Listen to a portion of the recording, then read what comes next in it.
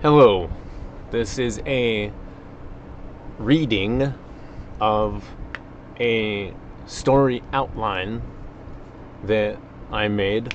Um, and I'm just going to read the story outline, and this just puts the text into a video. Okay?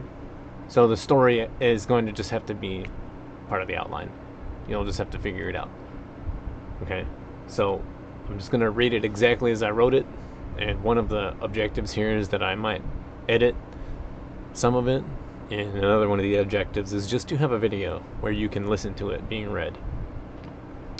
So, I forget where it originated, but there was a sort of epic description. In the future, an architect wins enough support to build an enormous superstructure on the moon, which is designed to support modular addition of habitats as the structure is gradually populated. So, to support modular addition of habitats as the structure is gradually populated. Some areas of the superstructure are heavily populated, some are completely empty and are nothing but girders, utility bones like giant empty pipes, for example. Other places are filled with storage containers and homeless. But deep in the belly of the heavy populated areas, the plumbing network culminates in a huge area of naturalist-oriented water recycling, where cultivation of wilderness has taken place. So I'm going to break to outline, so this is like a wetland, right? So it's a giant mega structure, and then kind of in the bottom, in the nether regions of it, is intentionally lit, naturalist-oriented, wetland kind of jungle for the purpose of water recycling using natural biological processes. Okay, so people live illegally and secretly in the indoor jungle as tribes, and new animals have evolved as a result of the dynamics of the high-tech waste environment. Mario and Luigi are plumbers who work in all arenas of the superstructure, which spans miles and miles of the lunar surface, and specialize in heavy industrial plumbing, so often find themselves moving from one part of the superstructure to another through the pipes themselves. The pipes are also home to an illegal trafficking network led by a mysterious leader who ultimately turns out to be a creature that was born from the crazy animals in the underjungle, but was intelligent and took genetic enhancements to become a giant, powerful beast with human equal intellect. Mario and Luigi find themselves accidentally in the midst of a plot by Bowser to destroy the entire superstructure, with the goal that the jungle animals will reclaim the moon, which will become atmospheric as a result of the destruction of the giant city, which contained so much water. Princess Peach is the daughter of a rich infrastructure baron and tells them about the plot. Her father insists she is insane, but she runs away and finds herself meeting Mario and Luigi inside of the pipes. They try to avoid involvement, but she is clumsy, and after meeting them, almost dies, falling into the deep sewage jungle. So that's kind of like a little bit of how the plot would run.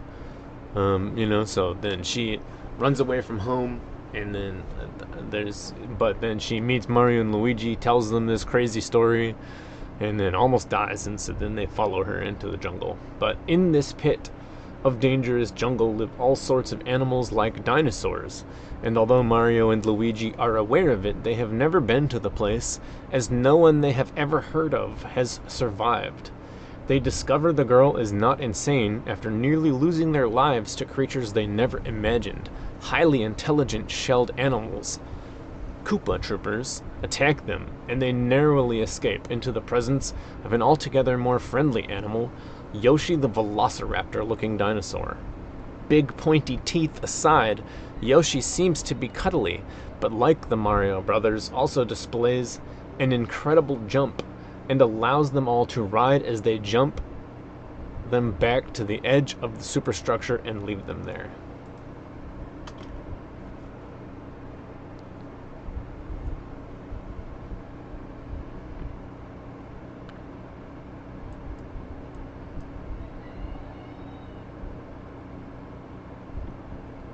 Peach insists that to stop the destruction of the city, they must find a criminal mastermind living in the jungle, and suggests they too might be an animal like the Koopa Troopers they engaged. They are still lost and do not know where they are in the city, and find themselves stuck there at the edge until they notice humans peeking at them through the brush. They meet the tribe of people who ultimately lead them to a nuclear bomb embedded in toxic waste, which, when set off, will surely lead to the deaths of all humans in the superstructure. With much adventure and more battles, they find themselves in the position to save the city by unleashing a flood into the jungle, which will kill everything in it, but also neutralize the bomb.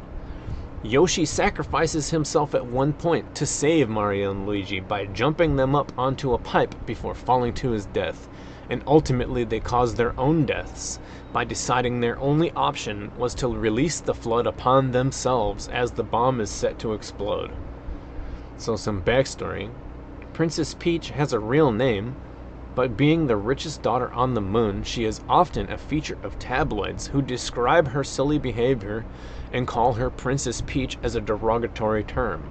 She is famous and everyone on the moon knows her, and they know her as Princess Peach, and they call her Princess Peach offensively. So Princess Peach is spoiled and has cuddly animal friends, but one day she finds a new cuddly animal friend and begs to keep it. Of course, she gets her way, but only to discover this new cuddly friend can talk. This friend at first is just friendly and cuddly, but as she asks personal questions to get to know her new friend, they describe the Koopa Troopers, Bowser, and eventually Bowser's plan to free them all of the humans and give them the moon, which her new friend is very excited for. Imagine the whole moon only for the underlings. So that's obviously some of my sentence structure is not particularly good. One place that's confusing is that Yoshi, the Velociraptor, is quite a long sentence. Also displays an incredible jump as Yoshi jumps them back to the edge of the superstructure, to the edge of the jungle, really. And leaves them there. Peach insists that to stop the destruction of the city. Okay, so the order of the plot is all over the place in this, but I'm going to leave it like that for now. You have to kind of get to the end of it and then rework out the timeline. But that's going to be my video. Alright, thank you very much.